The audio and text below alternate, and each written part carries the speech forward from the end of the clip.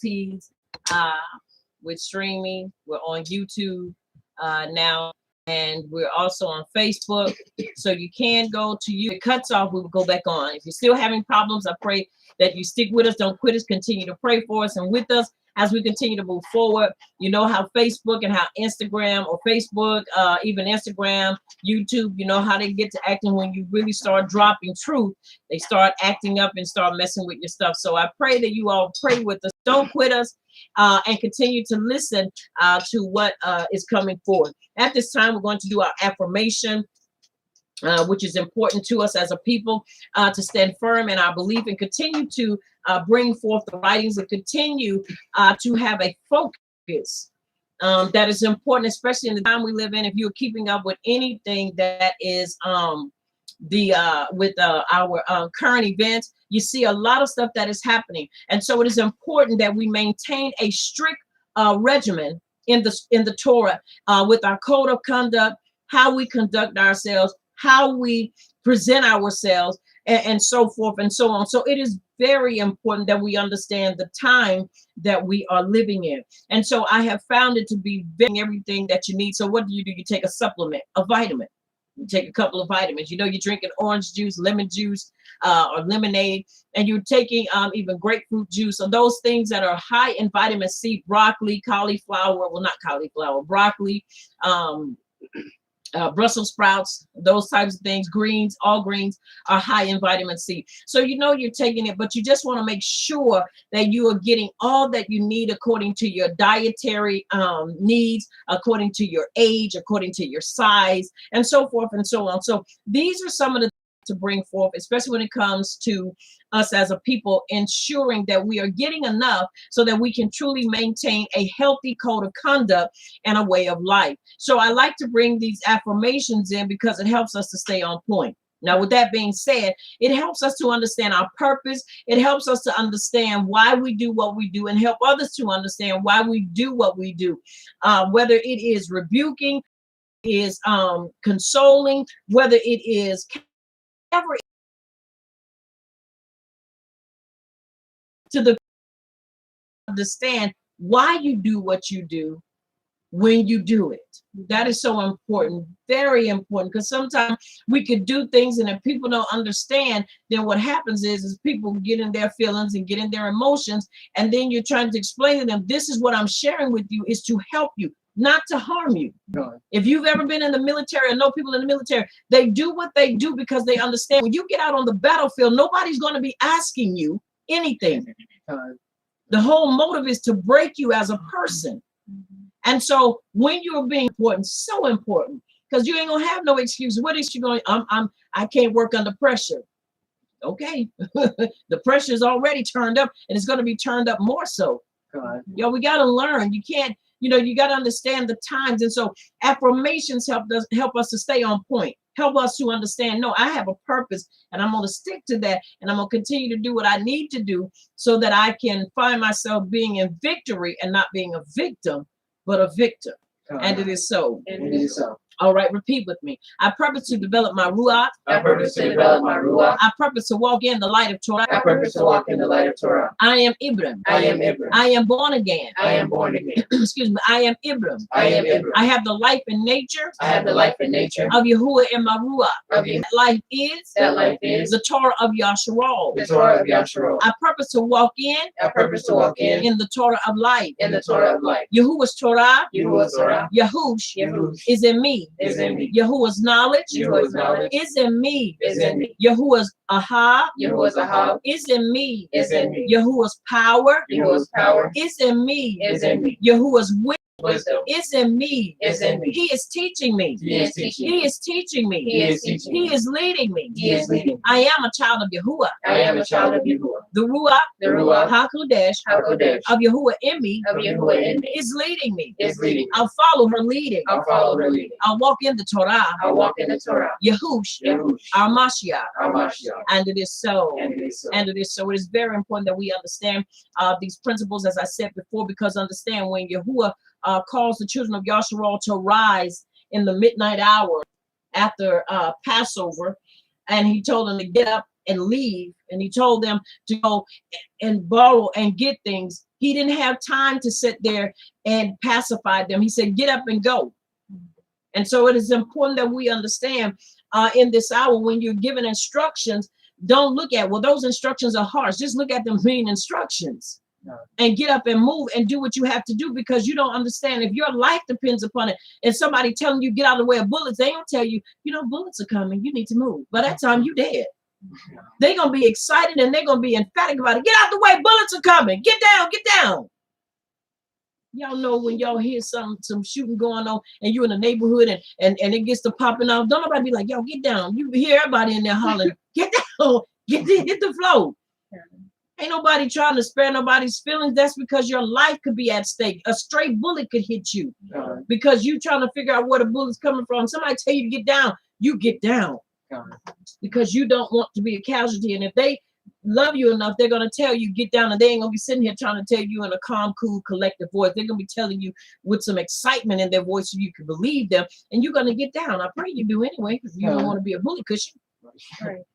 It's the truth. And so it's important that we understand that. Now we're going to do our declaration of healing and shalom. And then after that, we're going to have our final song. I know we do too, but we're going to have our final song. And then we're going to go into our writings because I really want to give out what the Abba through the Ruach has been showing me in Yahushua al-Mashiach, especially in these end times, and learning the current events and keeping up with current events that sometimes I didn't really, it didn't interest me because I just felt like it wasn't important. But you all, let me tell you something. As the children of Yahshua, current events and what's going on in the world, understand it is imperative that we know what's going on, because whether you believe it or not, it is going to affect us. If it doesn't affect anybody else, it is going to affect Yahshua. It is going to affect us. So it is important that we understand what's going on. So at this time, we're going to do our declaration of healing and shalom. And it's important that we understand when we do this, and when I do it personally, I'm thinking about my Ak and Akodi that are in places in the East.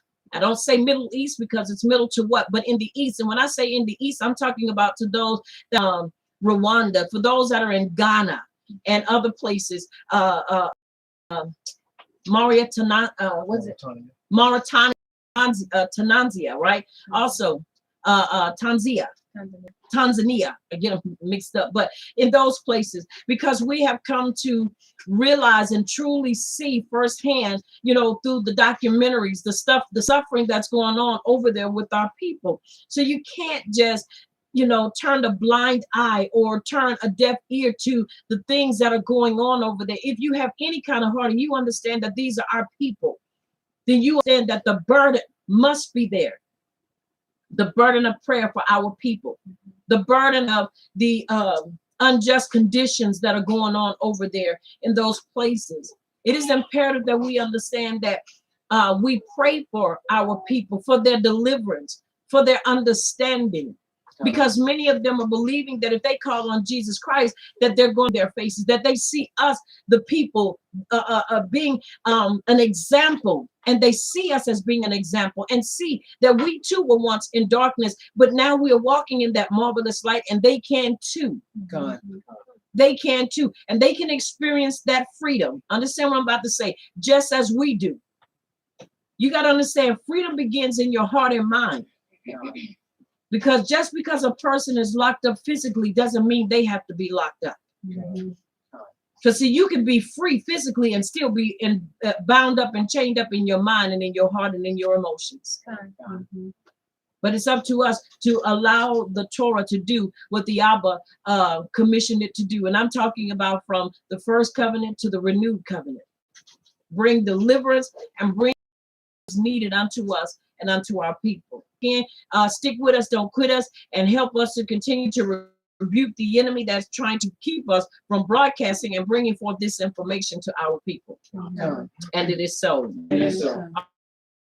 Repeat with me, Abba Yahuwah, in the name of Yahush, our Mashiach, we subdue ignorance, with Torah knowledge, and through this knowledge, of Torah truth, our people, Yasharal, We unite. Not to fight. Not to fight. Not to fight. Not to fight. Not to fight. Not to fight. Each other. Each other. Each other. Each other. Each other. Each other. Each other. Each other. But the enemy But the enemy of our belief. of our belief. And it is so. And it is so. I pray that when we read this and you all hear it, that you take that same step. We do not unite to fight one another, but the enemy of our belief. And with that being said, you must understand that when we understand if we're wrong, then let us repent and get it right and then walk in and follow truth. But let us not continue to hold on to things when it has been brought to our attention. Hear what I'm about to say. And it is truly found out to be wrong and erroneous, then correct it and move forward. God. There's no reason for us to continue to fight, because you're trying to make your point. The only point that matters is the point that the Torah brings to us when it's concerning us as a people. Something that the enemy knows that he can get us all tied up in, because all he has to do is make a point and we don't believe that point, not because we have evidence, proof, or witness to testify for it or against it, but because it's been something we've been knowing for so long that we don't want to change from it. That's error, and that's a problem. But we do not unite to fight one another, but we unite so that we can truly fight the enemy of our belief. And you must understand, it is imperative that we understand that this is the hour and the season that we need each other in another.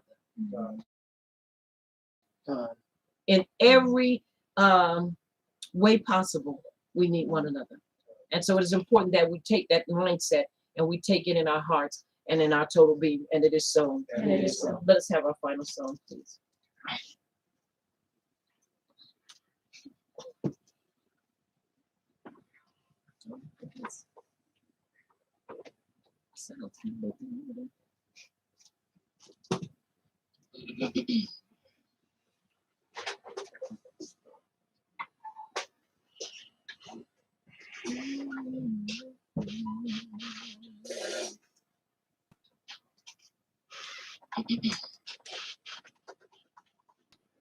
Let everything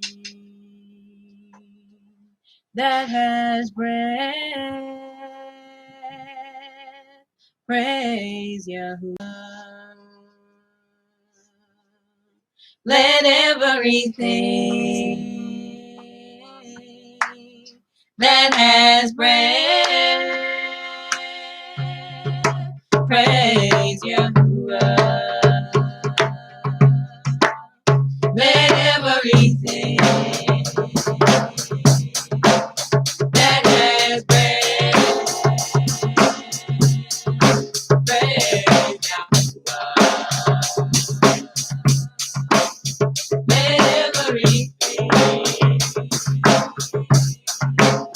that has breath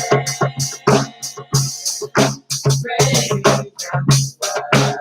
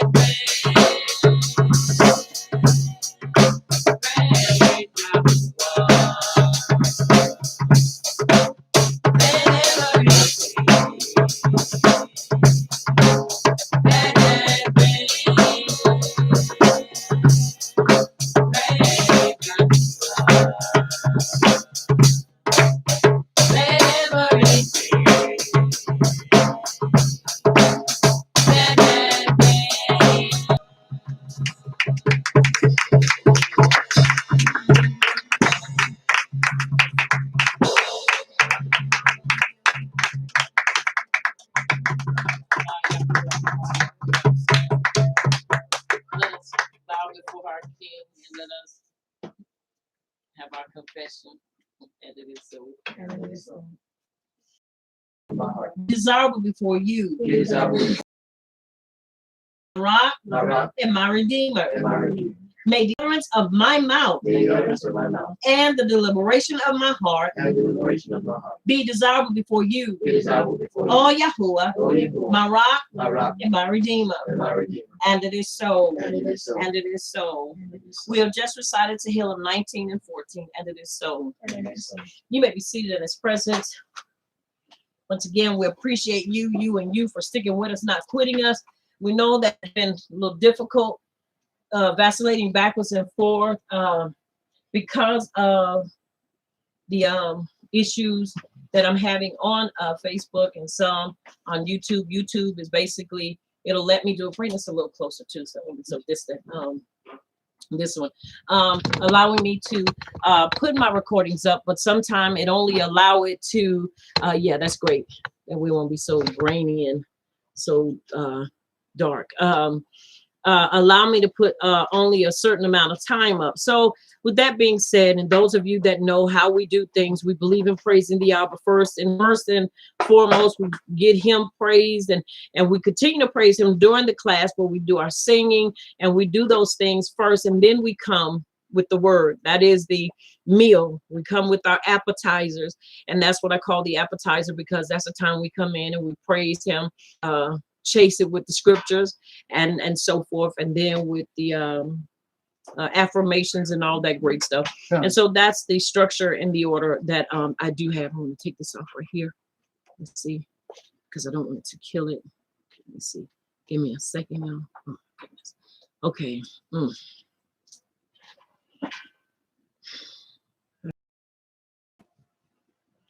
All right, we're back again, once again, talking about unmasking the end time beast. And we're going to talk again about Revelations chapter 17. Let us take another look.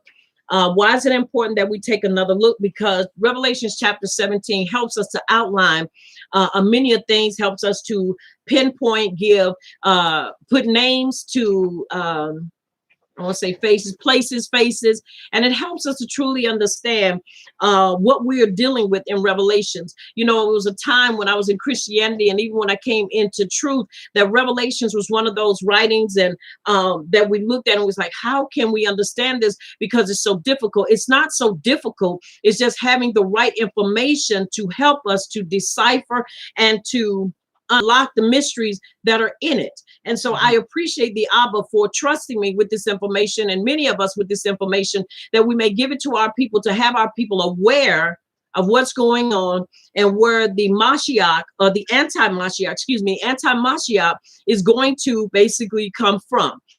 These are things that are presented. And so I'm here to help flesh it out so that people will understand what we're up against and half the battle. Now, we spoke on this last week, and we're going to speak on it again. And I want to bring those up to speed that are here, facetious or being malicious. But many times people come in and hear the beautiful songs, but they won't listen to the message. And it's the truth.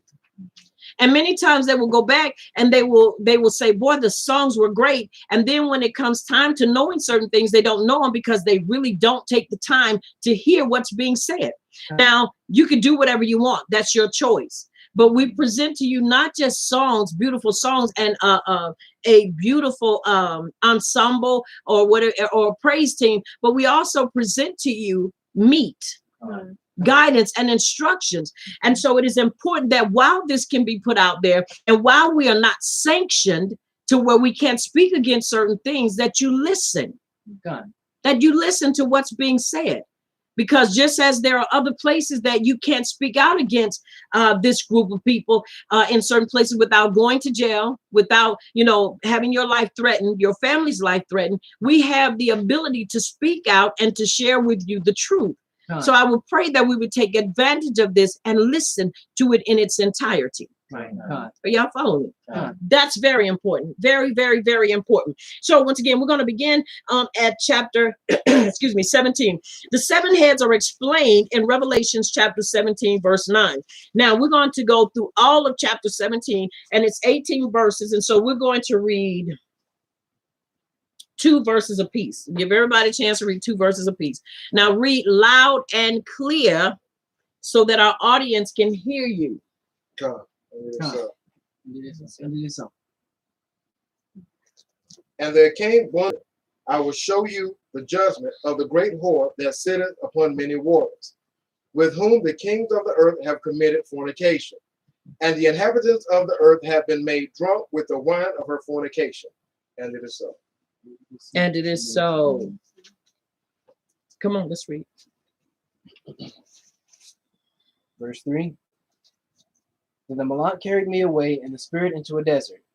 There I saw a woman sitting on a scarlet beast that was covered with blasphemous names, and had 7 heads and 10 horns. The woman was dressed in purple and scarlet, and was glittering with gold, precious stones and pearls. She held a golden cup in her hand, filled with abominable things, and the filth of her adulteries. And it is so.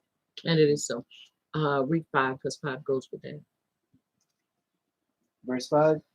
This title was written on her forehead: Mystery, Babylon the Great, the mother of prostitutes and of the abominations of the earth. Mm-hmm. And it is so. And it is so. Right.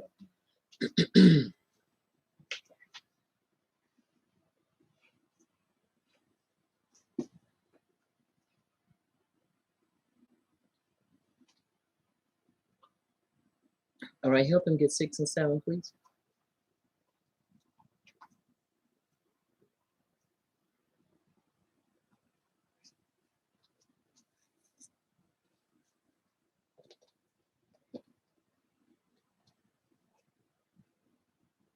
Verse 6, and it reads, And I saw the woman drunken with the blood of the saints, Mm-hmm. and with the blood of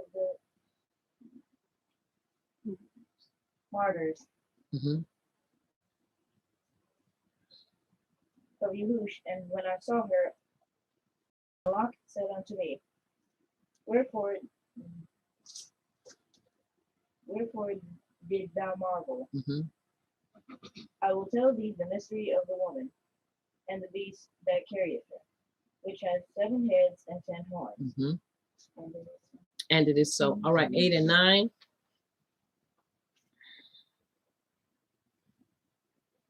The beast that you saw was and is not, and is about to come up out of the abyss and go to destruction.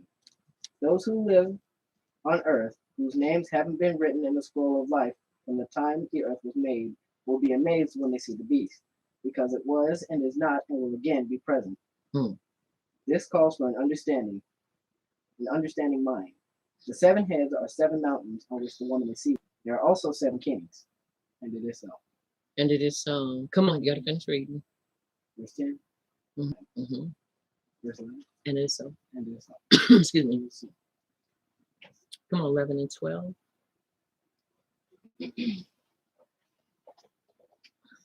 And the beast that was and is not, even he is the 8th, and is of the 7, and goeth into perdition.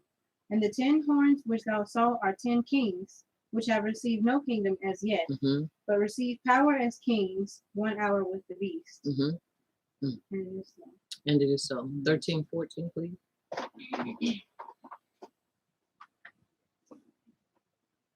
They have one mind, and they shall give their power and authority to the beast. Mm-hmm. They shall fight with the Lamb, and the Lamb shall overcome them. For he is master of masters and sovereign of sovereigns. And those with him are called and chosen and trustworthy. And it is so. And it is so. All right. 15, 16. And he said unto me, The waters which thou sawest where the whore sitteth are peoples and multitudes and nations and tongues. Mm-hmm. And the 10 horns which thou sawest upon the beast, these shall hate the whore, and shall make her desolate and naked, and shall eat her flesh and burn her with fire. And it is so. And it is so. 17 and 18. For Yahuwah has put it into their hearts to accomplish his purpose by agreeing to give the beast their power to rule, until Yahuwah's words are fulfilled. The woman you saw is the great city that rules over the kings of the earth. And it is so. And it is so. Now, in verse 18, it plainly describes who the woman is. And the woman which you saw is that great city which reigns over the kings of the earth. There's the evidence and there's the proof. Con. And the testimony of the Malak, because this is who has spoken this, correct? Con. All right, now we're going to go back to verse 1 and I'm going to go back into the writings and we're going to look at it again. But I want to read it to you, give you some of the footnote from the writings. That sits upon many waters. The great whore is Saudi Arabia that sits around many waters. And let me read some of that to confirm the waters that are surrounding it. The Persian Gulf, the Arabian Sea, the Red Sea, the Gulf of Aden, Gulf of Oman, Mediterranean Sea, Caspian Sea, Black Sea, and the Black Sea. Now, it's important that we look at the many waters. Just as the map, which I wish I could show you, of the Arab League shows above, it shows Saudi Arabia, and it shows all of these masses of waters that are around it. Con. That's important for us to see. Let's see, I showed it last time. Yes. Let's see. But I'm gonna try this again. The seas that I've called out to you, all of these are around Saudi Arabia. Now, if you look at, this is both of them. This is both of the maps together. I know it's not the ideal, but if you could see Saudi Arabia, this is Saudi Arabia, and you see the Red Sea, you see the Gulf of Aden, Mediterranean Sea, water. That's water. You see there, that's water. Over here on this side, that's water. That's water. These are the maps, and you see water. Con. You see. All right. Okay. Okay. Now, those are the walls that are surrounding Saudi Arabia. So it gives a description, a plain. Okay, let me show you over here too. Sorry. Can you see? All right. It gives a description, a plain, understandable place that you can see. Now, with that being said, let's continue to read. And let's look at this. All right. Now, let's go back. All right. With whom the kings of the earth have committed fornication, and the inhabitants of the province of the Middle East have been made. That also meant providence or province. Province. So it's important that we understand. Now, with the wine of her fornication, the oil has been sold to all the kings of the earth, and for the sake of the barrel of oil and greed, many nations just turn a blind eye to their oppression of not only their own people, but others too, being killed or believers in general.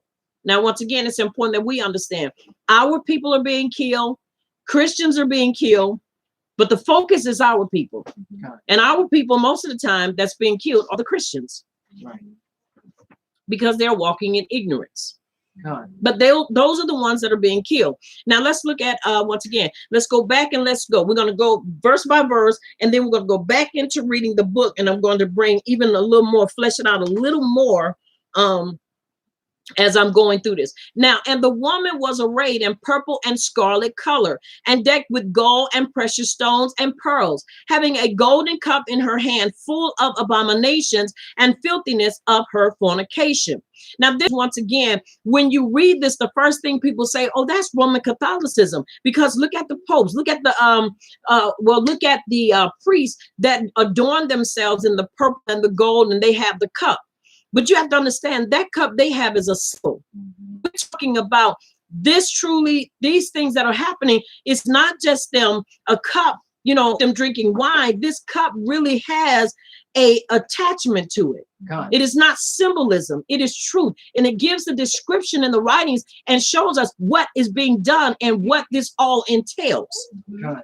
All right. Now, upon her forehead was a name written. Now, listen at this. Number 1, mystery. Number 2, Babylon the Great, and the mother of harlots. 3, and abominations of the earth. That's 4 names. 4 names that have been given to to her. Now, as we go down and we look at the Let's look at verse 5. All right. Now, the World War III, Unmasking the End Time Beast. This is what I'm reading out of to flesh it out to you, chapter 17, to bring some meat on the bone so that we can truly get an understanding and truly get a feel for what's being conveyed here. Now, listen what it says. This is the whore of Babylon, Mystery Babylon, Saudi Arabia, who sells nations oil and through this sells and exports the false religion of Islam as truth. This is referred to as witchcraft in Nahum 3 and 4. Somebody get that real quick. It is no longer a mystery once you know it is Islamists on the attack. It is no longer acknowledged. It's not a mystery to us any longer because it has been revealed and it is continually being revealed unto us. All right, read verse 3 and chapter 3, verse 4 to me. Because of the multitude of the whoredoms of the well-favored harlot, the mistress of witchcrafts that sell nations through her whoredoms and families through her witchcrafts. And it is so. And it is so. Okay. Unless you just really want to be antagonistic and argue. It gives us an explanation and shows us unequivocally that this is who this is speaking of. Are y'all following me? Now, once again, once we have come to understand, it is no longer a mystery. Now, the mystery existed only as long as Islam had not been birthed and was not revealed, but now it has been revealed. The title for this harlot or the harlot are given in Revelations chapter 17, verse 5, which we read. We found the titles. That's key. That's important to understand. Now, when we go back and we look at verse 6, and I saw the woman drunk with the blood of the Yashraelite Kadeshim, set apart, and with the blood of the martyrs. And when I saw her, I wondered with great admiration. Now, once again, this is being revealed. This is no longer a myth. The set apart, which is called who? Yashraelite. Exactly. It didn't say Europeans. It didn't say Asians. It said with the Yashraelites. Y'all, this is important because so many times we don't understand what's going on because we read past it so fast that we think, oh, it's for everybody. Are you hearing me? That's the thing. That is what separates the children of Yashrael from everybody else. And I saw the woman drunk with the blood of the Yashraelite Kodeshim and with the blood of the martyrs. And when I saw her, I wondered with great admiration. Why did he have an issue? Why was he wondering what was going on? Because he's trying to figure out what's taking place here. I see she's drunk, but you have to understand a lot of our people have died and they're going to die. Now that's not, and I'm not trying to be a what they call it, a doomsday prophet, but I'm just showing you what is going to happen because it's already happened and it's going to happen again. Now listen what it says in verse 7. And the heavenly messenger said to me, why did you marvel? I will tell you the mystery of the woman and of the beast that carries her, which has the 7 heads and 10 horns. Now let's look at this. Once again, we read that. Now 6. Abib, page 73, the angel wants to explain to Yehukanan who this beast / kingdom and the woman are. This false kingdom arose from Babylon in Iraq, and this harlot city is Mecca today in Saudi Arabia. Most of the time when you hear people talk about Mecca, it's always, well, they're traveling to Mecca to do what? Because this is their time of what? Ramadan. Not in the forefront and in the picture so much with us. Why? Because once again, we have been made to believe that we have to give them this level of respect that is not due them. Right. Once again, if you notice when things are going on, if there's if you go in a place and it's time for them, thing stops. And if you move or do something, you're subject to have your life taken from you. Why? Because you just disrespected them in their time of prayer. That we, as being the true people of the true creator, would get some kind of respect, but we don't. Once again, because people are drunk and they have fallen into her fornication and into her lies and into the witchcraft. They believe that now this is the place, this is the religion, this is the culture that we are supposed to respect. And we really have no evidence and proof as to why. Right. Are y'all following me? God. Once again, because our people are what? Let's go back and see what the scripture says.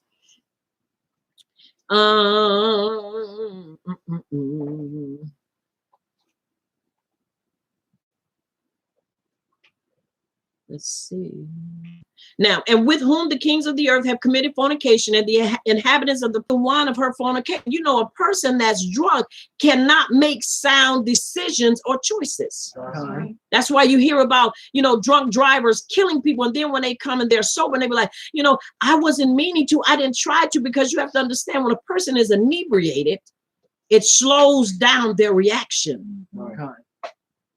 And they can't do anything. So just think about the people and the kings and the kingdoms that follow this. Many times we get, you know, confused because, well, ain't no kings here. It's talking about those in authority that are in the earth. Think about the presidents and those ministers and so forth that are in places, political position and places of authority and power. Okay, now let's look. The 10 horns. Once again, he's explaining to him. Now let's look at, now this is what is important to see. Very important to see. The beast that you saw was and is not. That almost doesn't make sense, does it? But the more you read and the more you look into the writings, you understand that it makes great sense. The beast that you saw was and is not, and shall ascend out of the bottomless pit and go into perdition. And they that dwell on the earth shall wonder, listen at this, whose names were not written in the scroll of life from the foundation of the world. When they behold the beast that was and is not, and now whose end has come. Now that right, and it gives a description. Who's not going to be, who's going to be here? Who is going to still be here? Listen, the beast that you saw was and is not, and shall ascend out of the bottomless pit and go into perdition. And they that dwell on the earth shall wonder, whose names were not written in the scroll of life from the foundation of the world, when they behold the beast that was and is not, and now whose end has come. Those left on the earth. So who's going to be left on the earth? Say it again. Those whose names were not written in the Lamb's Book of Life. Verse 8 says it all. Let's read that again. Look at it again. The beast that you saw was and is not, and shall ascend out of the bottomless pit and go into perdition. And they that dwell on the earth shall wonder, whose names were not written in the scroll of life from the foundation of the world, when they behold the beast that was and is not, and now whose end has come. So once again, who's going to see the beast?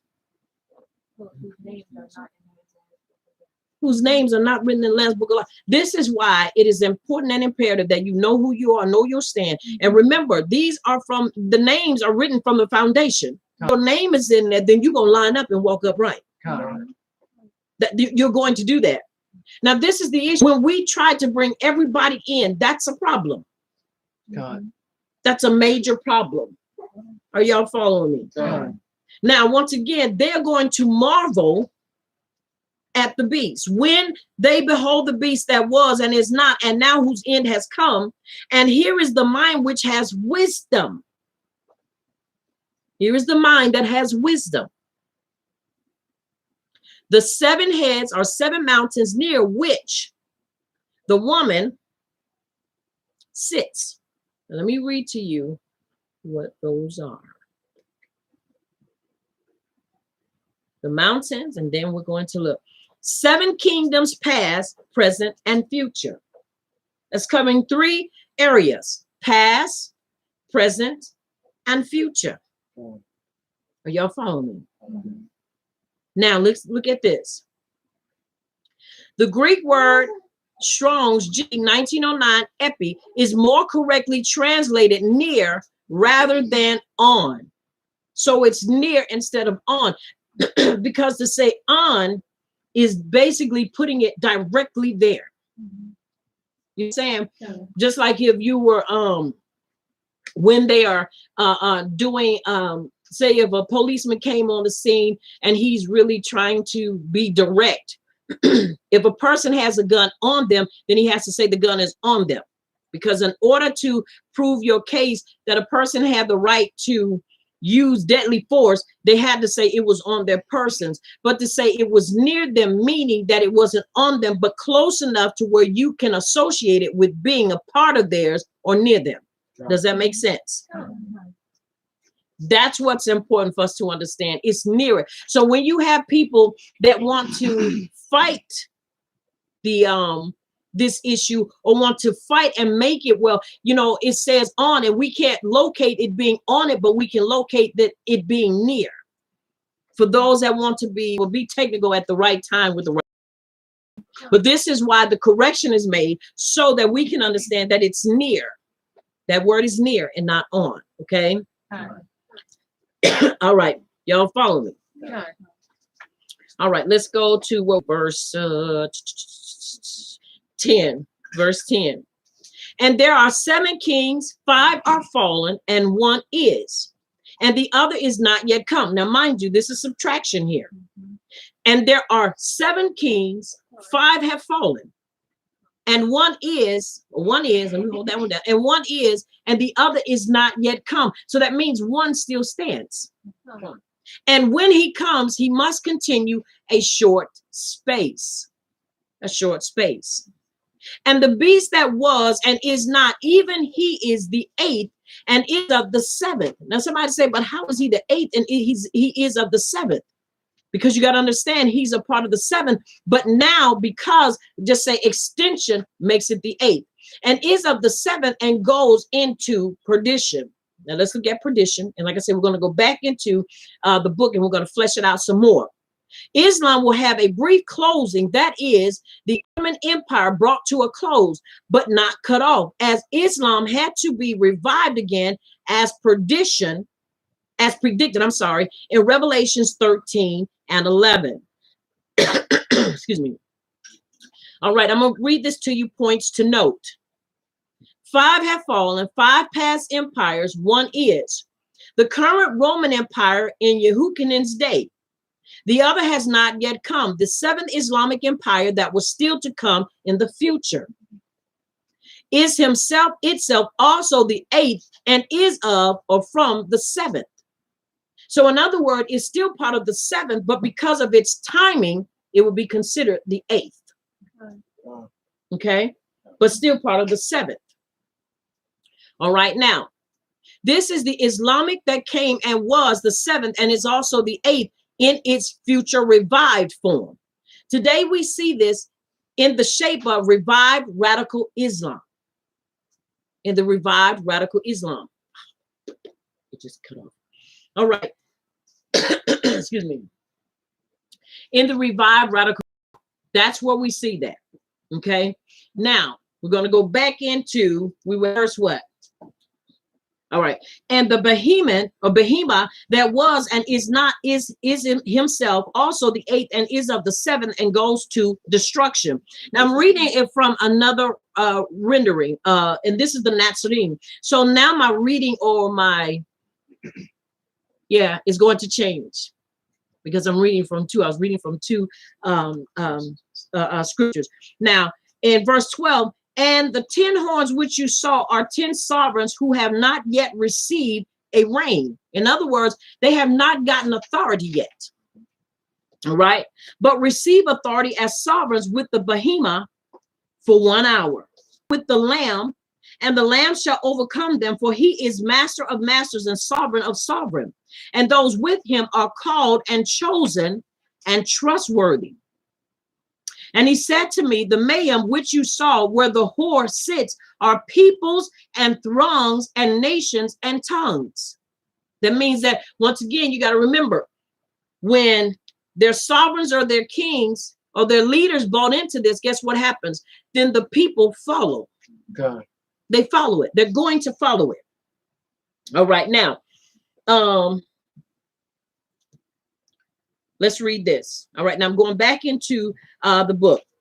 Now, in verse 2, with whom the kings of the earth committed fornication, and the inhabitants of the earth were made drunk with the wine of her fornication. We're going back to verse 2. Why? Because once again, I want to flesh it out. I want to flesh it out as best as possible so that we can get the best understanding possible concerning these things. And then I want to read to you some current events that have just taken place in the last month or so, month or two, that's going to help you to understand that this is real. And that the writings don't lie. And we are living in this time now, dealing with these different things and dealing with this people. All right. Now, I'm going to read verse 2 again. When I read that verse 11 to you, and it says, and verse 15. And he said to me, the man which you saw where the horse sits are peoples and throngs and nations and tongues. Why? Because verse 2 says, with whom the kings of the earth committed fornication, and the inhabitants of the earth were made drunk with the wine of her fornication. In other words, those that are in authority, whatever they do, guess what? Those that follow them or a part of them follow into this same predicament. Are y'all following me? All right, now the kings of the earth refer to the merchants buying oil, and the fornication represents that they have sold Islam as a peaceful, good religion to their people. Once again, this is why the people are made drunk, because of that what is being selling this as good when it is evil, leading people to hell, leading people astray daily. And if they're not defecting, they're holding up the Islamic value as this creation is headed in the wrong direction, in spite of the fact that he has sent his only son to die on the stake for Yahshua. Are y'all following me? No. I'm not boring you, am I? No. All right. Now, it's important that we understand, why did he do this? So that we may have eternal life. Now, it's important that we understand, people will see the Ahab of Yahush Mashiach and come out of Babylon. But how many will come out before the end? We just don't know. Our job is to tell them, even if it offends them. It is important that you tell people to come out of Babylon. Somebody said, but we're telling them to come out of Babylon. Not if you tell them to come out of America, because America is not Babylon. Saudi Arabia is Babylon. Because this is where you offend people. Trust me, I've offended many people telling them that America is not Babylon. They get mad. Well, what are we supposed to do? America's falling apart. You don't want to go to some of these other places. If you begin to look up and really understand what it means to have a country, a state that's Islamic police, then you will understand you have no rights. You have no freedom. Here, you do have some rights and freedom. Right. There, you don't. You don't have the right to speak out against what is wrong. You don't have. Is it any wonder why Yahu said in Matthew 7:13, enter by the narrow, you to, applaud Pharaoh. They applaud him and they say, well, he's speaking. You got there. Those are people. There are people out here that are Hebrew Yashruelites that are speaking truth. Push them when they are telling the truth. right. There are enough of people, there are enough of leaders, there are enough of mores and moras that are telling the truth. Why go to a people? Because if he's living according to the Quran, then you need to understand the Sharia law, which talks about the Quran in a condensed form. And it speaks about what it means and what it represents. Right.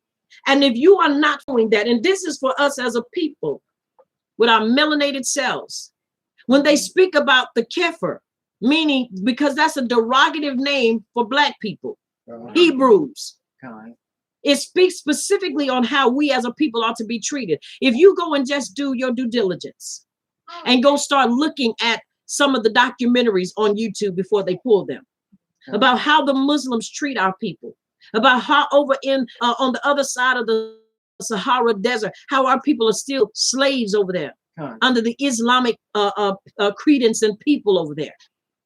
If you go and watch the movie and you hear me say this, Attack on Darfur, you will see the Muslims have no love for our people. Our people over in the East are dying by the nations, by the villages. Now understand, I will never minimize the death of one of us, period. Never. I would have never thought. Are you following me? But then when we start looking into this and start really seeing, that thing really bothered me to see how they really look at our people and how our people still yet, watch this, don't understand why they are being persecuted. That's where we as the children of Yahshua have to be that light and say, you're being persecuted because you're out of order. You will call on everybody but Abba Yahuwah. Right. You call on Jesus. You call on God. Who? These are not the people that we are supposed to ascribe to. These are not, this is not our Savior. This is not our King. But yet they'll continue to follow. Then they'll find themselves going to Roman Catholicism, running to that and to the churches, and they're getting no help. And yet who is there to present this false knowledge? The Christians. The Roman Catholic Church. But where are we? And once again, I never minimize the death of any of our people. But you must understand, when villages are dying, the statistics, and I'm not minimizing, once again, you get one person die, one man, then another man come behind them. But we're talking about in one day, a village being annihilated.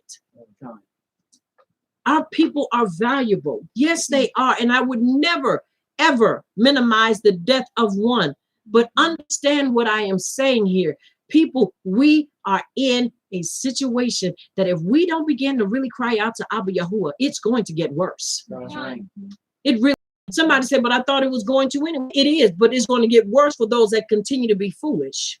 That's right. It's going to get worse. Why? Because our people will not adhere. But he says to us in the writings, he says, let me find it. Verse 18, and if you will not yet for all this hearken unto me, for all of what? All the heartache, hardship that we continue to see and feel, then I will punish you 7 times more for your sins. Yo, we can read in history where villages and communities and towns and cities, Black Wall Street is not fiction. It's real. Our people were devastated. Our people had theaters. Our people had. And in one day, 500 communities were devastated. Is it the Red Summer of 1919 or 1926? 1919. 1919. Devastated. All that they had worked for was all in vain because it went up in a blaze of smoke. Yo, you cannot tell me that the Abba is not trying to get our attention once again. Right. And yet we are so busy trying to get the attention of everybody else instead of trying to get the attention of our own people. Our people are dying in villages. They're dying by the handfuls. But yet we spend time, countless hours dealing with other people because we still can't see that these are our people suffering and struggling over in the East. Because they're surrounded by the enemy, an ancient enemy that knows who they are, but sometimes they don't even know who they are. Are y'all following me? Listen, Saudi Arabia not only sells oil, but also sells the Islamic religion to the world. Many people dare not question their governments because they know without the oil, their economies would not survive. Now, I want to stop right there. I want to show y'all something real quick. I want to show you something which was done, I think about what, a month ago? Where Biden has given the the Palestinians 250 million, I believe, 235. Now the amount is supposed to be 600 million, right? Yes. It's supposed to be 600 million in relief. Yeah,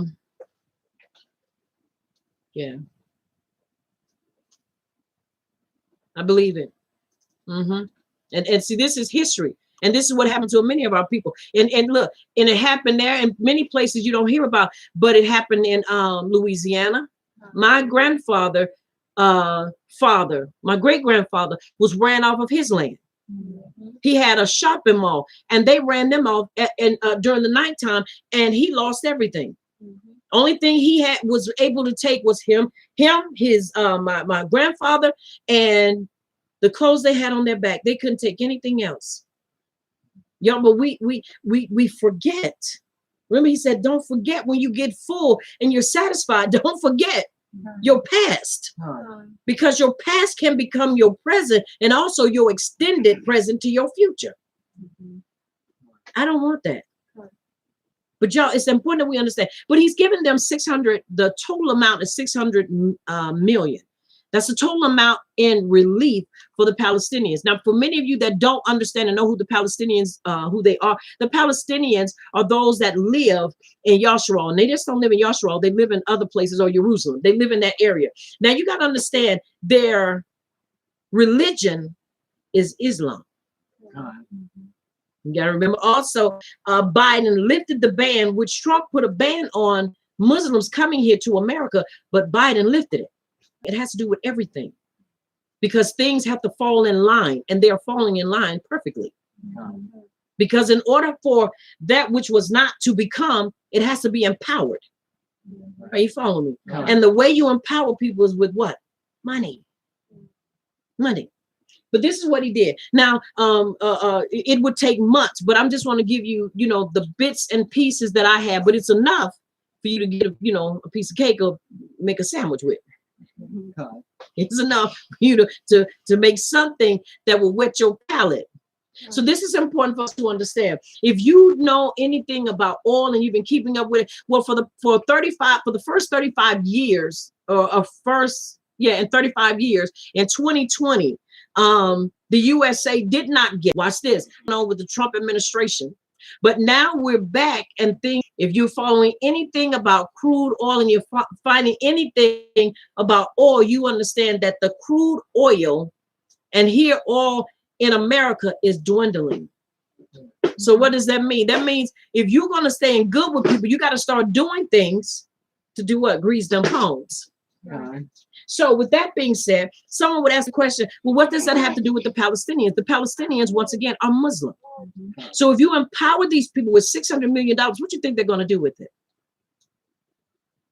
Well, they're going to buy houses, and they're going to take care of their refugees. They're going to do everything that they're supposed to do. You don't think they're going to take some of that money and utilize it to do what they've been wanting to do? And that is continue to wage war and cause wars, fund their jihads. Somebody may say, well, you're reaching. No, I'm not reaching. I'm showing you. And if you go back, you'll see that when what's that man name? No, not Ted Cruz. Ted Cruz is governor. We're gonna pull up his. If y'all just give me some more of your time, I want to prove to you that these things are real, y'all, and this stuff is happening right before our eyes. Ted Cruz, who is a governor, spoke on this matter. Okay, who's this? Okay, now this is what I want to show you what the Biden administration has done. Then I want to read to you what Ted Cruz, who's a governor, said about this. Now, somebody will say, well, why is that important? It is important because you need to understand what situation and predicament this puts us in. Are y'all following me? All right, now let's see. Am I doing this right?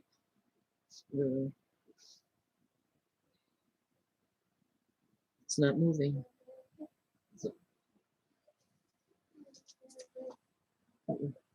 It's not moving. Oh, I went to Ted. I'm sorry. Biden. I need the Biden administration.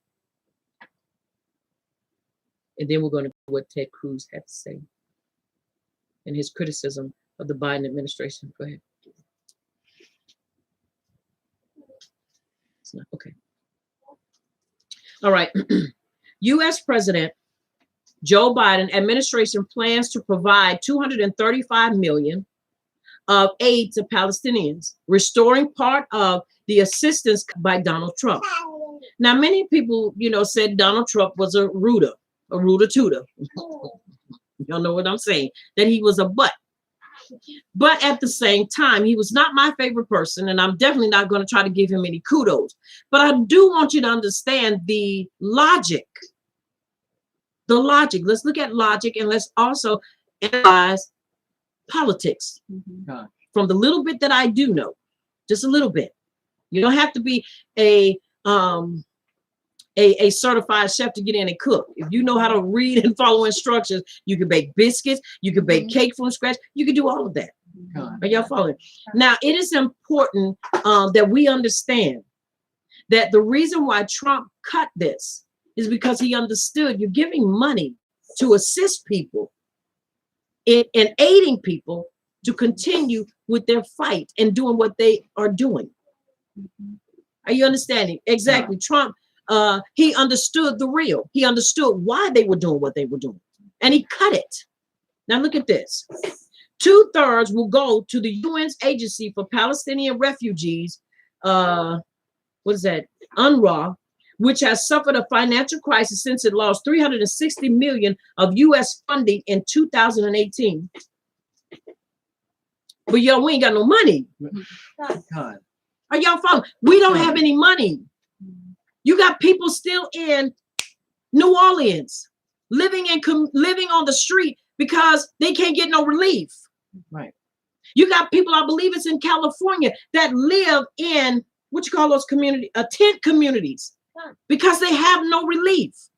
But you mean to tell me that the president can turn around and take $235 million and give it to the Palestinians so that they can have somewhere to live? And we got people here that are still homeless since what? When was Katrina?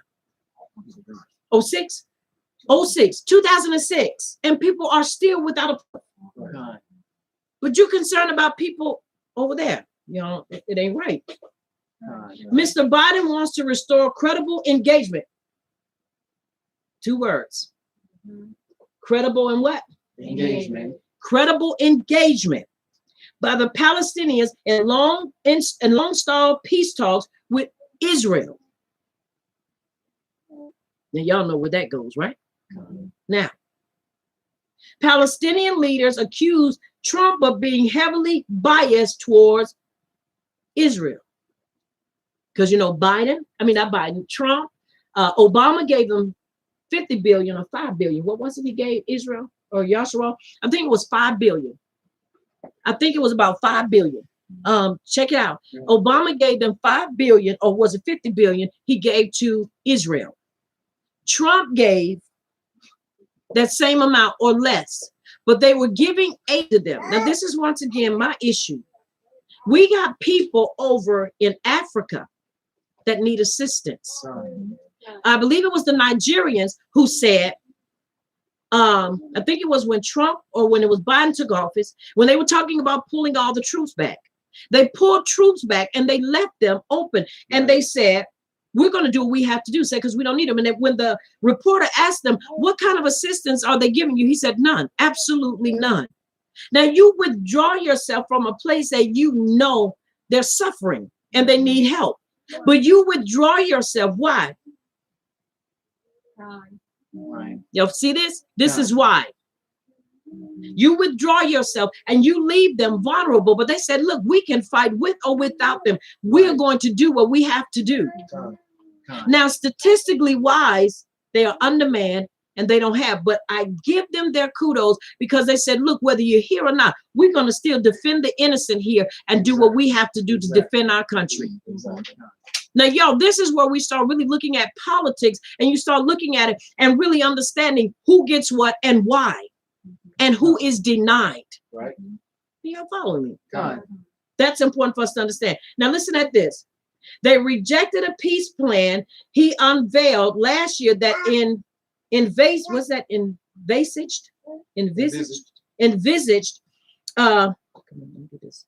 recognizing Israeli sovereignty over, listen at this, Jewish settlements in the occupied West Bank and the Jordan Valley, and Jerusalem remaining Israel's undivided capital.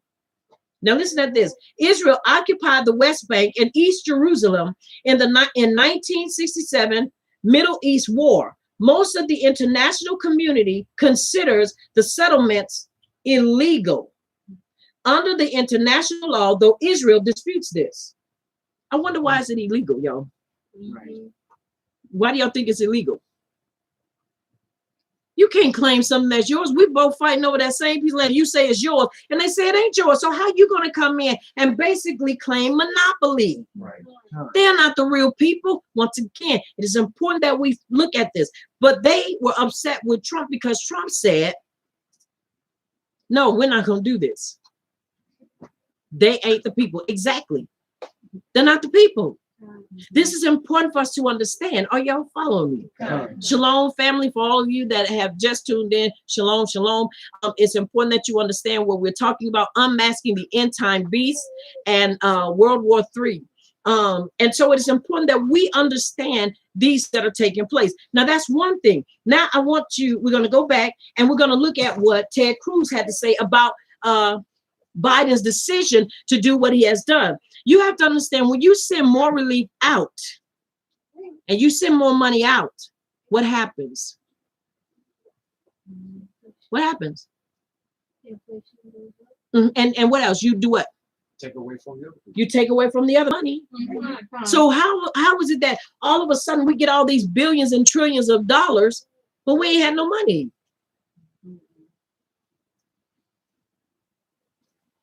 This is why if you don't have land, I advise you to get some land, grow your own food, then connect with those that you know that understand herbs and that can help maintain, and you maintain yourself, because when it's all said and done, it is going to be a mess before it's all over with.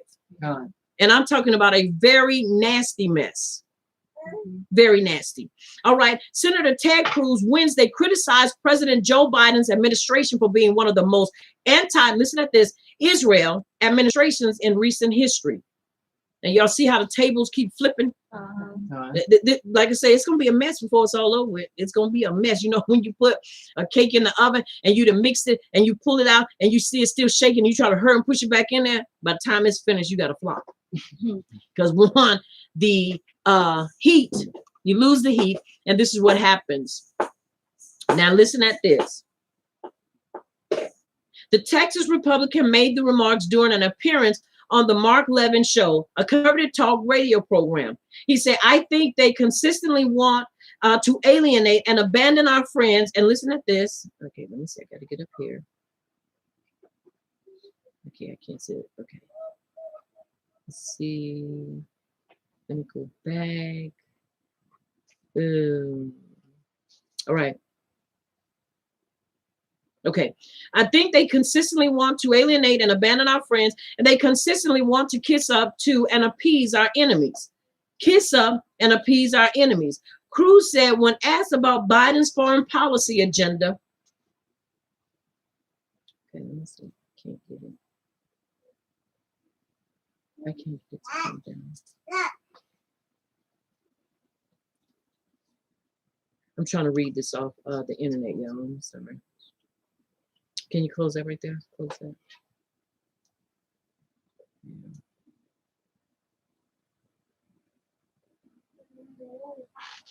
Okay.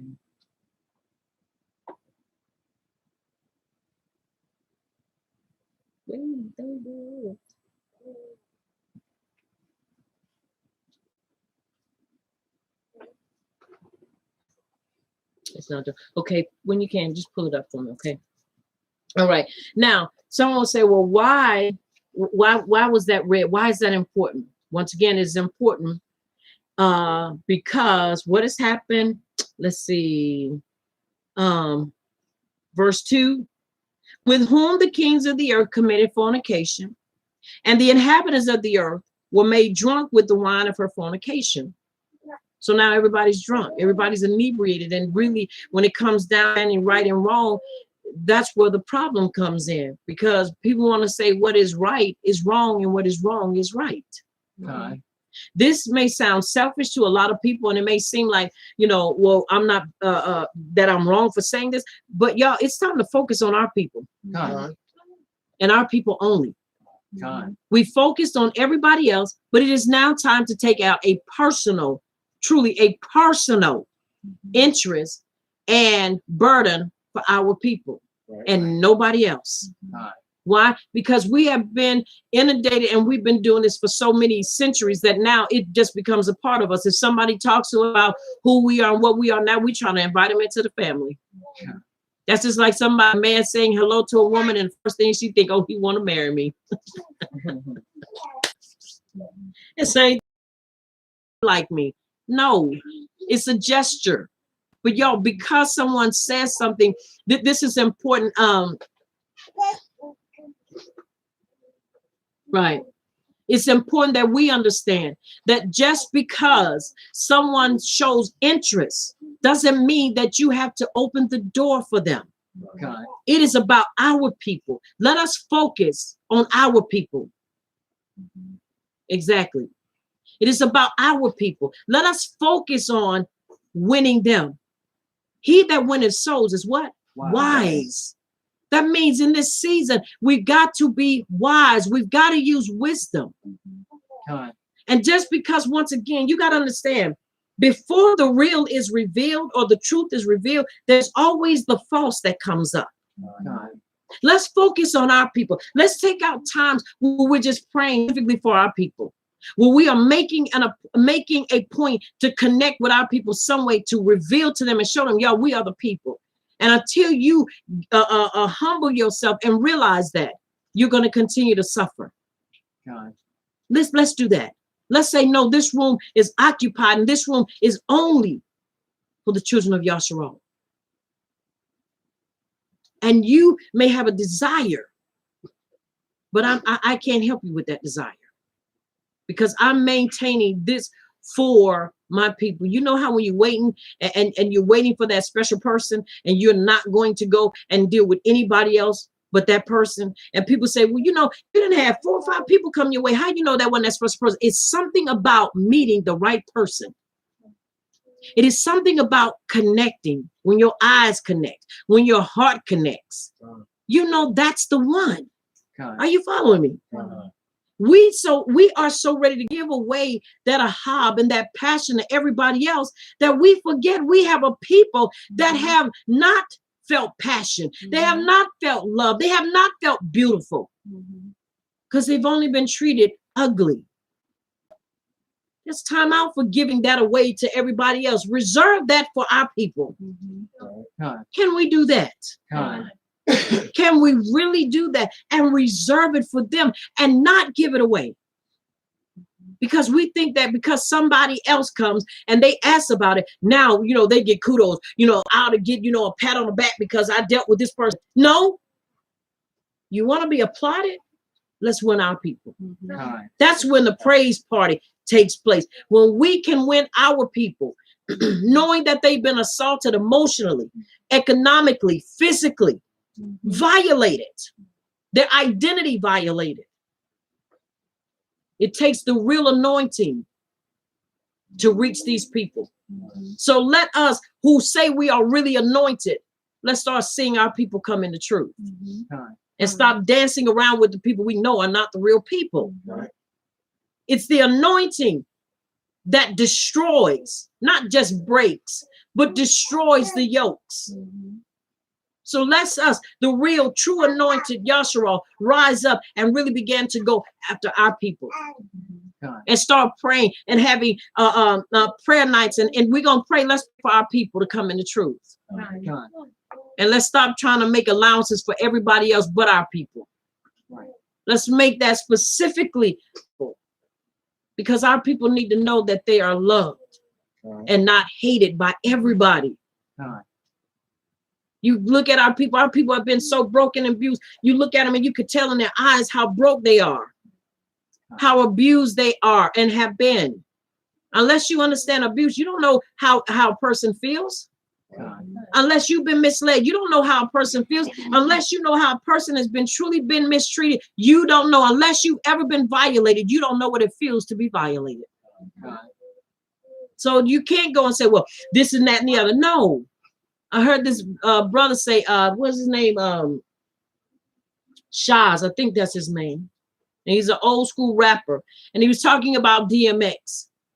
And he said, yo, I'm glad that somebody else brought that up, because I do not believe that DMX overdosed. There is no way you're going to sit here and tell me that that man straightening up his life and was about to get married and really trying to get on the right track is now going to take a step back and overdose. And he was talking about, he put it in this manner. He said, you know, when you understand drugs, he said, if you've never taken drugs, he said, then stop trying to put that on my brother. He said, because unless you were one who has had drugs, taken drugs, then you just don't overdose on cocaine. He said, you don't. He said, you do not just overdose on cocaine. I know they killed him. Yes, they did. Now, with that being said, he said, y'all, when you do cocaine, he said, it does something to the heart. He said, and you just don't. He said, it speeds your heart up. And he said, it causes other things. He said, if he died, it's because he died because there was already an existence with something going on with his heart anyway. He said, but he did not overdose. He said, and y'all stop saying that. The reason I said that is for this reason here. Unless you have experienced those things, it is not wise to say, you know, they're going through because they're allowing it to be so. They're going through because of this or because of that. Unless you've been in their shoes where you understand there's nothing you can do except the Abba opens the door, then it is not right for you or me to say what they can do unless you've been in their shoes. Many of us have been in situations that were out of our control, where you couldn't do anything. You didn't have 2 nickels to rub together to make a dime. You didn't have nowhere to live. And no matter where you turn, nothing would happen and nothing would open for you until you start saying, Abba Yahuwah, please help me. And really began to rend your heart to him and ask him for help and a real solution. But when you are bombarded with all kind of grievances and you're bombarded, and I'm not just talking about a few people, I'm talking about the whole nation, that country, the city, the state. And everywhere you turn, it's not just 2 or 3 people dealing with it. It's everybody that looks like you. They're dealing with this. And we say, you know, that's just extreme. You know, some of that stuff is. You start thinking, okay, if you say so. If you say so. But this is the issue. Where is the love and the compassion? Right. Where's the love and the compassion? We can be compassionate for everybody else, but our people. Don't call me no African. Don't call me this. Don't call me that. But you will sit and you will allow a European, white boy, white, whatever you want to call them, to marry your sister. And you will have compassion and say, well, they're people too. Well, what about our people struggling and they feel like they're not people? Yeah, it's time that we truly open our eyes and see what's going on and wake up. No, I'm gonna put it like this: wake the hell up. Wake the hell up and realize what is going on and begin to truly pray. Because prayer is going to be the only thing that's going to change and cause this thing to turn around. That's important for us to understand. Are y'all following me? Right. It takes extreme measures for extreme situations. It's important that we understand that. Now, you got it for me? All right. Now, I want to finish this, Ted Cruz, I was calling the man Tom Cruise. Ted Cruz said, and he continued, the Trump administration was the most pro-Israelite administration that you or I have ever seen in our lifetimes. The Obama administration before that was the most anti-Israeli administration that you and I have ever seen in our lifetime. That's a lie, because Obama gave Israel $5 billion. Yes, he did. He gave them $5 billion. So that's a lie. And he said, I think Joe Biden wants to give Barack Obama a run for his money. Once again, that's a lie, because if you look it up, unless they have pulled it, you will see that Obama gave $5 billion to Israel. Now, the senator went on to say that Biden appointed radicals from the Obama years to lead his foreign policy. He specifically mentioned Samantha Power, the former United Nations ambassador who has been tapped to lead the United States Agency for International Development. And Wendy Sherman, Biden's pick for Deputy Secretary of State, who helped negotiate the 2015 International Nuclear Agreement with Iran. Once again, y'all see how these things, even though we don't really pay attention to these things, because we start thinking, oh, they're just over there, doing this. Y'all, they're getting their nuclear stuff together for war. Right. You don't go and buy eggs just to keep them. You buy them because eventually you're going to do what with them? Cook them. I hope you will anyway. It's always important. Okay, now I want you to find, now with that being said, and they say, okay, well, what else are you saying to us? Now I want you to understand where this money goes.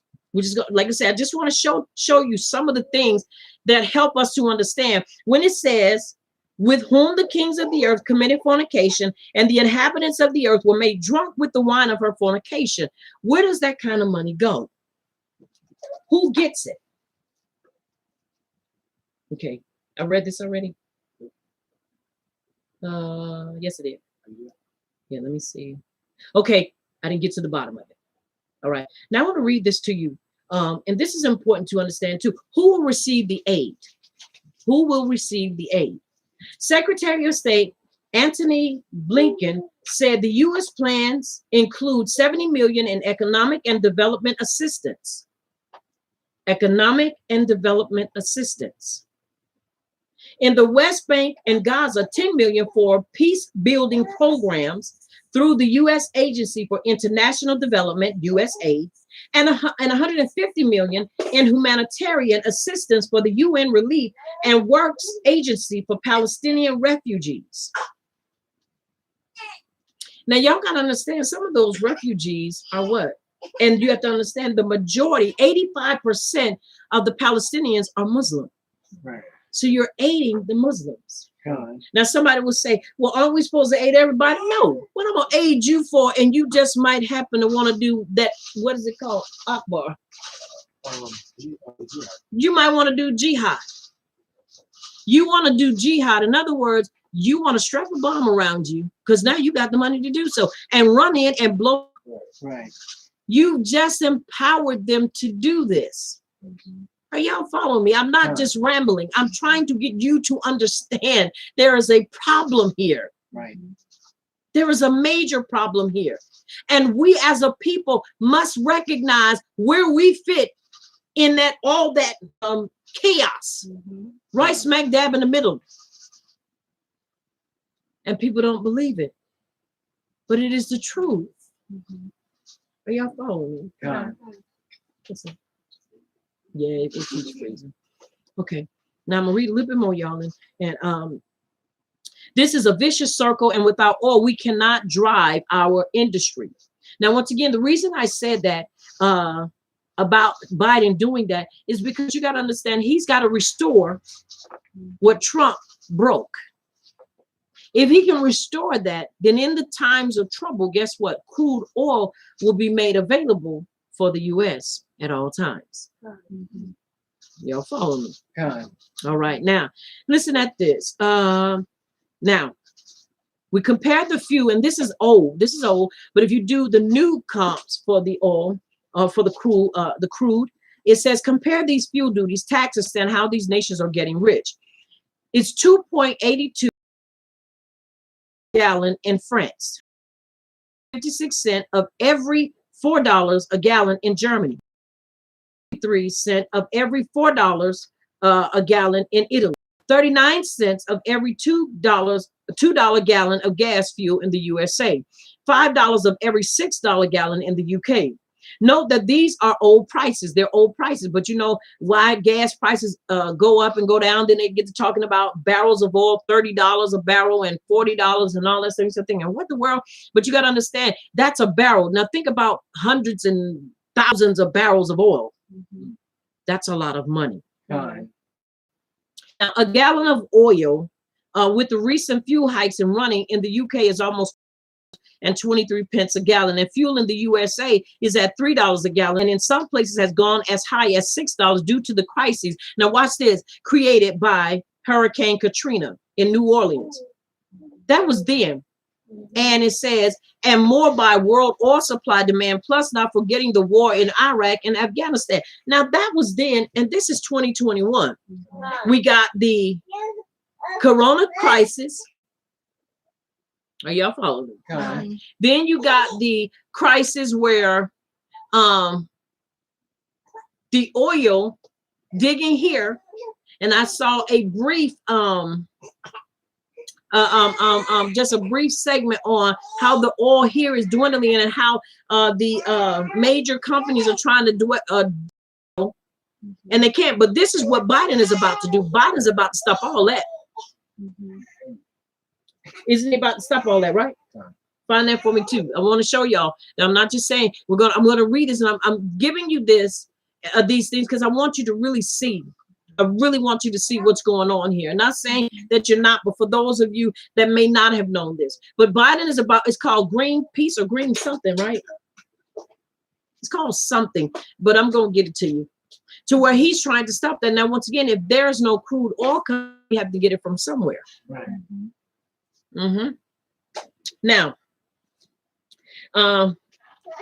Now, do we seriously think that the nations that are getting tax revenue and getting rich would be interested in alternative fuels? No, I don't think so. Now, ask yourself, if Saudi Arabia was to be blown up tomorrow, will the kings of the nations weep or wail or not? How many economies will go bust? The majority of them. The majority of them. The majority of them. Exactly.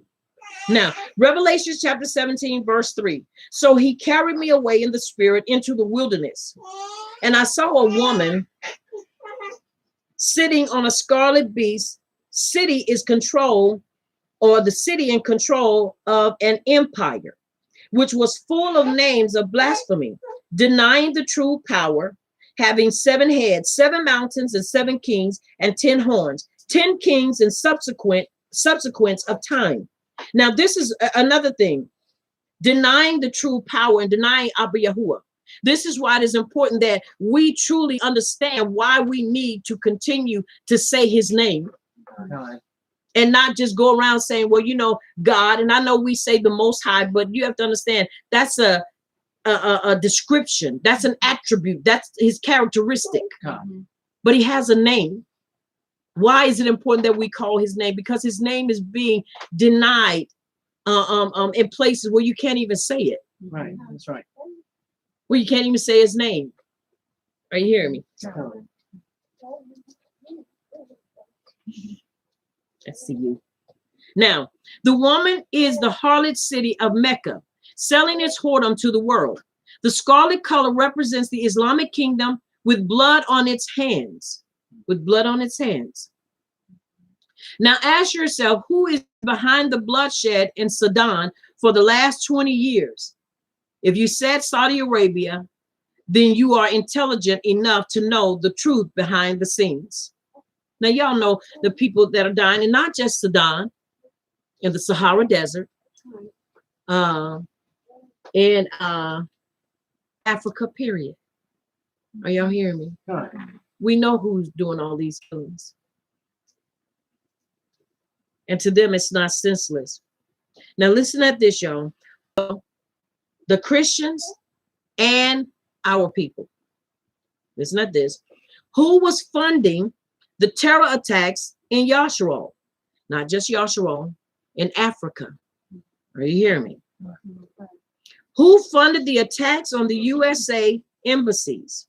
Who funded the blowing up of the Twin Towers in New York? Who supplied 19 of the 21 9/11 and 2001 murders? If your answer is Saudi Arabia, then you are most intelligent and discerning to recognize this. Most who think that this happens by itself are only deluding themselves. Islam blasphemes the one true power of Allah, and saying he is the greatest prophet. Is this not a blasphemy? For Yahuwah is the power and he is sovereign of sovereign. That's important for us to understand. And you places, they cannot say anything. There are the rights for, and I ain't talking about any other religion, I'm talking about for the truth. I don't care about any other religion. But for the truth, you cannot talk about Abba Yahuwah being the one true power, because you can lose your life. Are y'all following me? Now listen, the woman was arrayed in purple and scarlet and adorned with gold and precious stones and pearls, having in her hand a golden cup full of abominations and the filthiness of her fornication. The woman is the city, and purple represents riches. This is a very rich city. Scarlet represents, a sinful city, which is living in sin, killing the set apart. And this is described with the following aspect. Verse 5. And on her forehead, a name was written, Mystery Babylon the Great, the mother of harlots and of the abominations of the earth. This is Islamic headquarters, Mystery Babylon, which many people have failed to recognize. This place is the mother of harlots. Yahuwah calls all Islamic countries prostitutes. All Islamic country he calls prostitutes. Would not Yahuwah call a nation that is taking 1.5 billion people straight to hell the abominations of the earth? Today, 52 official Islamic nations contain an Islamic majority, with the Muslims with the Muslim presence in all other nations of the world today increasing in alarming rates. Now we know this is true, correct? Even here in America, you see the increase of it. There's no denying it at all. This is, once again, okay, I read that. Now, verse 6, and I saw the woman drunk with the blood of the saints and with the blood of the martyrs of Yahush. I'm sorry. And when I saw, I marveled with great amazement. The empire kingdom kills and devours Christian and Torah-keeping disciples of Yahush, and thus has gotten the blood of saints on his hands. Now, I want to share something and correct something. We know that Christians die, some of them. But for the most part, the people that are dying are the Torah believers. You know why? Because once again, these are kinfolk. This is family killing family. Cousins killing cousins. Are y'all following? Verse 7, but the angel said to me, why did you marvel? I will tell you the mystery of the woman, city of province, and of the beast, the Islamic empire that carries her, which has the 7 heads and the 10 horns. The angel wants to explain to Yehukanan who this beast, kingdom, and the woman are. This false kingdom arose from Babylon and Iraq, and this harlot city is Mecca today in Saudi Arabia. I'm going to read that again. The angel wants to explain to Yehukanan who this beast, kingdom, and the woman are. This false kingdom arose from Babylon in Iraq, and this harlot city is Mecca today in Saudi Arabia. And people say, we're traveling to what? Mecca. Y'all remember Pitch Black? Where were they traveling? To Mecca. They were going there to pray. And y'all know something about going to Mecca? The only people who can go there are Muslims. Nobody else is around or able to go. They don't play that. Verse 8, the beast that you saw was and is not revival of radical Islam, not seen since the 7th century AD, and will ascend out of the bottomless pit and go to perdition. And those who dwell on the earth will marvel, whose name not written yet is. Sounds like a riddle. But it's plain as the nose on your face and mine. Those that marvel at this beast empire are the Muslims. Yehukanan has been told 2 things, and we will fully expound on these later. So we'll get to that later. But Yehukanan is being told that this is not the Roman Empire of Yehukanan's Yom. Is not in above verse. Is not in the above verse. And he is also told that this end time empire is from the pit of the grave, hell. That is, it will take many people with them. There are many people in this world not saved, including Muslims.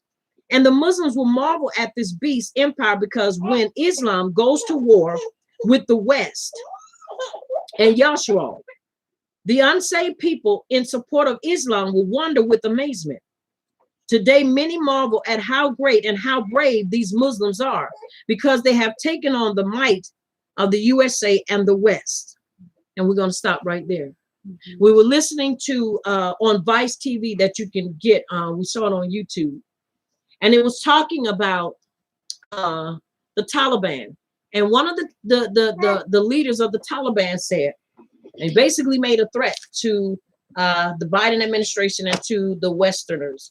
He said, as long as Biden does what he's supposed to do, he won't suffer.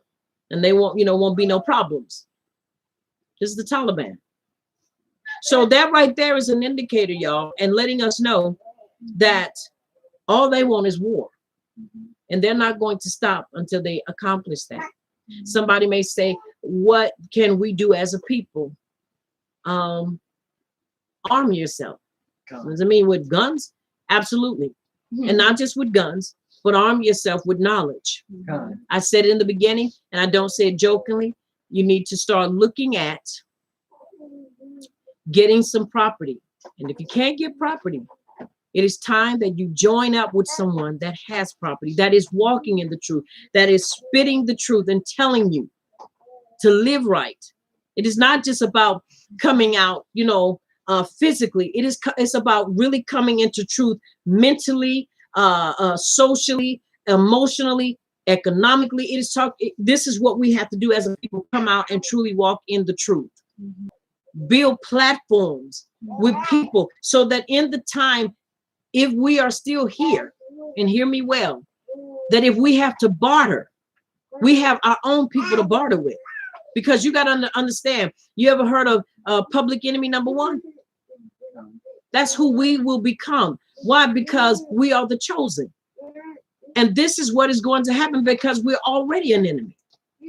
Whether you want to accept it or not, it's an ancient hatred. And they hate us because of who we are and whose we are, and because of what the Abba has given unto us as a people. So this is the thing that we have to do. We have to ground ourselves in the truth, surround ourselves with people in the truth, build alliances with our people, and start building and start having our own. But at the helm of it, the center of it, Abba Yahuwah has got to be at the helm and of the center of it. Because I don't know about you, but I never want to see another summer 1919. Because of building and leaving the most important ingredient and person out, and that's Abba Yahuwah. But it's time we start making, and we start putting up food, and people laugh and say, storing food. You can't store that much food, but because there's coming a time, and we're now seeing, y'all, it is not just talk. There is going to be a shortage of food. You got China, who is doing what they want to do. And China is being aggressive in so many areas. And China is basically trying to hold back certain things that they import here. Yeah, that they import here to America. It's been told that there are still crates out on the ocean that have been empty, but they're not going back because they're not being filled. We were looking for the they're not called crates, but they're called the Connex containers. Why? Because we need them, to put our stuff in. And so we were looking for them, and we were saying we need one. And when we were calling around, they were saying we're not getting them like we used to. And the reason they're not getting the Connex trailers is because many of them are still sitting out on the ocean empty, because China has not retrieved them. So what does that mean? That means they're not filling them. If they're not getting them and importing more stuff, right? Importing more stuff to us, that means eventually when everything starts running out, what are we going to do? This is not a fairy tale. This is not, a movie. This is real. So what do? You start buying, and you start putting up now. You start preserving, and you start making a life to where you can take care of yourself as long as you need to. And then we have to depend on Abba Yahuwah for the rest. Do what you can with what you have. And use wisdom. And that's what we have to do. Because we can't afford to turn our heads and, you know, turn and have a blind eye and a deaf ear. You go to the store, y'all, it's already expensive. Tomatoes, cans of tomatoes that you could buy, and I'm not talking about Del Monte and all that. I'm talking about store tomatoes until we get our own growing to where we can can them. There was a time you could pay 36 cents for one can. Now, for the price of 2 cans, you have to pay it for 1 can of tomatoes, 72 cents. This has happened. Same thing with meat, with dry goods. When you could go and buy a can of corn for 36 cents, now places is 50 cents. You have the inflation increase. It's real. And it's happening slowly. Have you noticed, even this is what I say, not just with your food, stock up on stuff you need for your vehicles, oil, transmission fluid, tires. Because eventually, y'all, it's going to be very hard to find these things. We went in the store looking for parts, and some of the parts they said they hadn't said, just go grab it, you know, or we'll get it next time. No, you can't do that now. If you need it, you better get it. Yes, you got to get a plan. Talk with us. We got one. We'll help you. That's what we're here for, to help you figure out if it's more feasible for you to stay or if it's more profitable for you to leave. Because y'all, after a while, you're going to have to make the decision or you're not going to be able to. And that's what we're here for. I'm not here to scare you. I'm here to stimulate your mind and to help you to think with the word, to give you options, because the word does give us options. Either we're going to walk in truth and be obedient, or we're going to walk in ignorance and suffer the consequences. While we still can, prepare. Stock up on your beans. Stock up on your rice. Stock up on those things that you can use in the time of. I've heard people say another depression. I won't go as far. And if you don't have land to where you can devote animals and do those things, it's going to be difficult. And if you don't have a working relationship with people that have that, that's going to help you, and that's going to say, well, we can barter and we can buy, depending on what's going on, then that's going to be really a very challenging for people that have not prepared. So I'm telling you now, prepare while you can, and why it's a little easier to prepare instead of when you go to the store and you got 500 people trying to get 1 can or one thing. Y'all know when they was doing the what's it called, the Black Friday, and everybody be out there trying to get everything, and then when they open the store, people be running in like some crazies, and people then got ran over, and people then got trampled because they're trying to get that one item because they've said, well, it ain't that many. Yo, we don't want to be caught up in that. So I advise you to get what you can, do what you can, and above all, make sure I clarify this. No, it does not mean you stop living. It does not mean that you stop, enjoying life, but you have to understand you enjoy it with the understanding of change. The things that you thought about doing, people think, well, I'm gonna buy a house and I'm gonna mortgage it for 30 years. You better outright buy it, and you better buy it in the country. I'm gonna buy land. You better buy it in the country. I'm gonna buy this. You better buy it, and you better make sure that you can keep up with it. And people thinking, well, I want to travel. I want to go here. You better consider that again. I want to go here. We thought about going here. I wanted to go to Mitzrayim, but I started thinking about all the crazy stuff going on. No, that's okay. I don't want to get caught and trapped. And somebody you trust over you, I trust him with all of my heart, but he told me to be wise and use wisdom. You don't travel during times of uneasy. You don't travel during those times. That's the time you be still. Enjoy yourself. Have cookouts with your family. Enjoy your family. Are you hearing me? Anticipate the feast and enjoy the feast. But use wisdom. Use wisdom. On your phone. Inspire you and to educate you concerning these times and what we can do to better position ourselves and to take care of ourselves. That is important. You are in our prayers, and you will continue to be in our prayers. You're in our hearts because we truly do hug you. And I just pray that you continue to enjoy your Sabbath rest. And I pray that Abba Yahuwah will continue to minister to your heart concerning these things. I want you to remember, keep your head up, keep your shoulders squared, and keep your heart and your feet in and upon the Torah, because you can't go wrong when you keep them at the center of your heart and life. I am Aliyah Yasharal, and I am the Mora of Messengers of Yahuwah, Kingdom Hebraic Belief Congregation located in South Carolina. I want you to remember, here at Messengers of Yahuwah's Kingdom Hebraic Belief Congregation, this is the place where the Torah does the body excellent. Until next time, may Abba Yahuwah Baruch Atah and keep you in his shalom until we meet again. Also, I want you to remember, the push, the move, and the fight is on. Work smarter, not harder. Also, you've been touched by Champion TV, a place where the champions reside. And it is so. And it is so. And it is so. Yeah, how about you?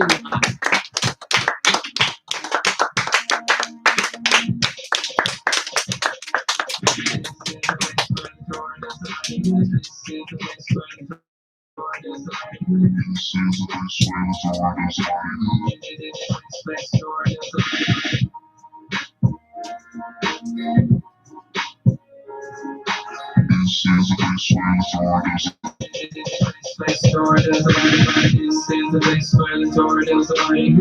is the place where the Torah does the body. This place Torah. This is the place where the Torah does the body. This place Torah does the body. This is the place where the Torah does the body. This is the place where the Torah does the body. This is the place where the Torah does the body. This place Torah does the body. This is the place where the Torah does the body. This is the place where the Torah does the body. This is the place where the Torah does the body. This place Torah does the body. This is the does the body. This is the place where the Torah does the body. This is the place where the Torah does the body. This place Torah does the body. This is the place where the Torah does the body. This is the place where the Torah does the body. This is the place where the Torah does the body. This place Torah does the body. This is the place where the Torah does the body. This is the place where the Torah does the body.